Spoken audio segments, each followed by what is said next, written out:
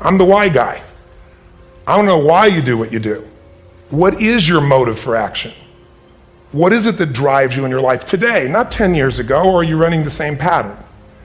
Because I believe that the invisible force of internal drive activated is the most important thing in the world. I'm here because I believe emotion is the force of life.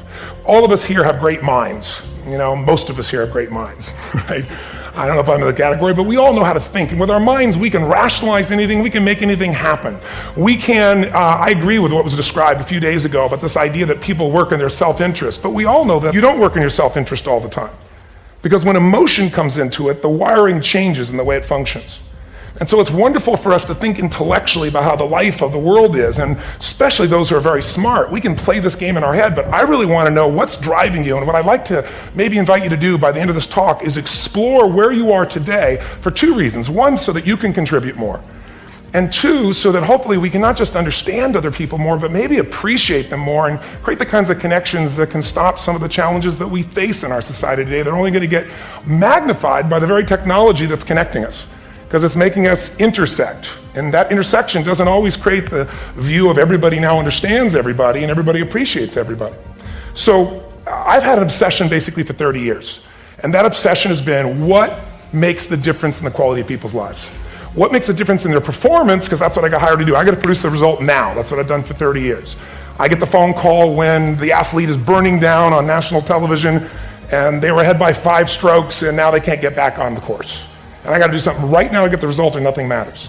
I get the phone call when the child is going to commit suicide and I got to do something right now. And in 29 years, I'm very grateful to tell you I've never lost one in 29 years. It doesn't mean I won't someday, but I haven't done it. And the reason is an understanding of these human needs that I want to talk to you about. So when I get those calls about performance, that's one thing, like how do you make a change? But also, I'm looking to see what is it that's shaping that person's ability to contribute, to do something beyond themselves.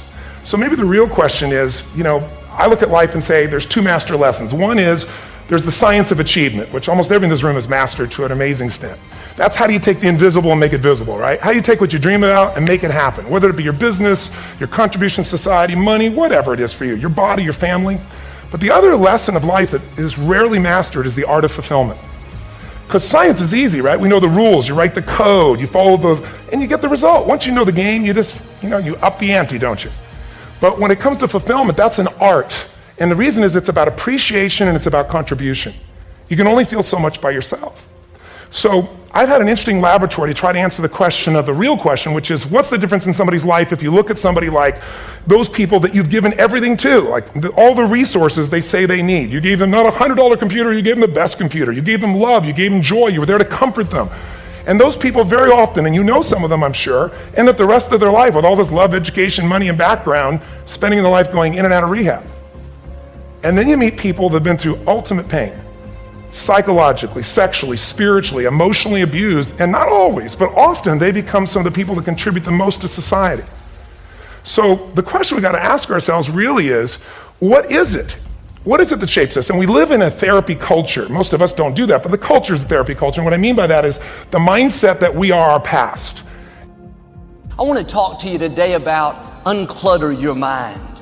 We're tempted to live guilty because of past mistakes and bitter over what didn't work out. And we wonder why we don't enjoy life, why we're not passionate about dreams, why we can't sleep at night. It's because our mind is cluttered. You weren't created to live worried, guilty, bitter, upset. If you're going to reach your destiny, you have to clear out the clutter. You can't stop negative things from coming, but you can keep them from staying. You don't have to hold on to it. When we make mistakes, guilt will come. Condemnation, telling us how we don't measure up. You can hold on to it, go around down on yourself, or you can let it go. When you go through a disappointment, something doesn't work out, you can hold on to it, live discouraged, or you can let it go. When the medical report is not good, when the contract doesn't go through, when you're in a legal situation, you can hold on to it, live worried, thinking, what am I going to do? Or you can let it go. You can clear out the clutter. You can get rid of the negative things that are stealing your peace, taking your joy, draining your energy. The scripture tells us to guard our minds. You have to be proactive when it comes to keeping your mind in peace, because all through the day there's clutter. There's noise, there's jealousy, there's hurts, there's offense. They may come, but you don't have to hold on to it. Reinterpreting our past, understanding and knowing that we can move from where we are, that we can begin to design the kind of life that empowers us, that gives us happiness, that enable us to be on top of who we are, knowing that as we begin to explore new horizons and new vistas in life, that as we begin to focus on developing ourselves, as we begin to elevate ourselves and not to follow the crowd, activating the thinker in us and disciplining and putting on hold the emotional part of ourselves. It's not easy, but through practice and practice and practice. Practice makes what? Practice makes improvement. You can always better your best. You can always go beyond anything that you have ever done. You'll never hit a state of perfection. You're always bigger than what you do. And so all you're looking for are new breakthroughs through practice and practice and practice. You'll get better and better and better. And there's still some things that will happen to you that will catch you on the blind side that you did not anticipate.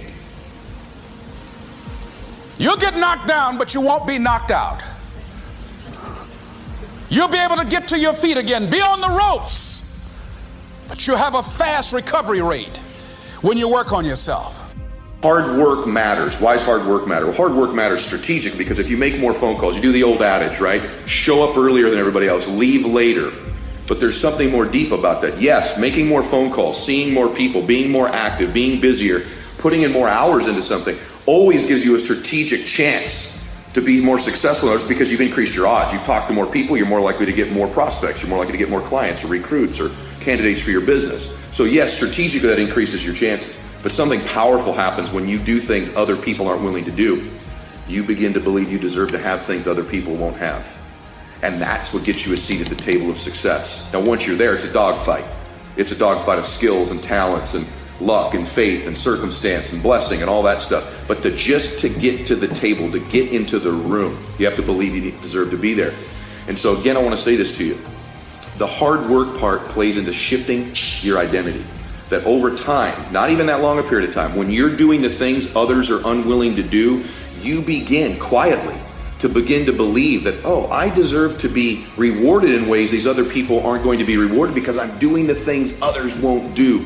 And so the fastest way to change your identity, to change our belief, is just to flat get to work, to flat get there earlier, to flat leave later, to just make more calls, see more people, be more relentless, just pour ourselves into the work, because actually the hard work can in reverse impact our identity. And that's what begins to happen. When you start to do those things they won't do, you begin quietly to change your belief, that you begin to believe, oh, I deserve to sit at the table with these other people who do the things other people aren't willing to do. That there's a responsibility to freedom and that there is freedom in responsibility. You know, and that earn your way there.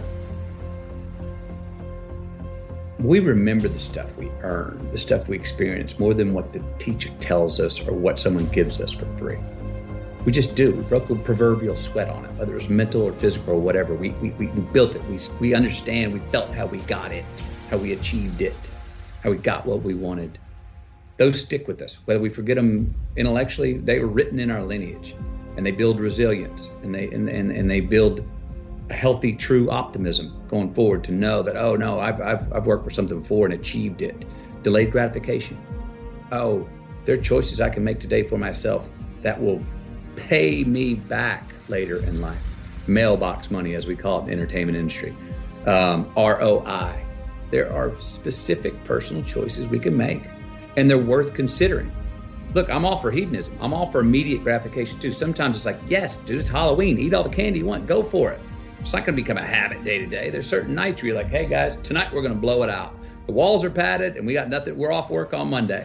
Let's go.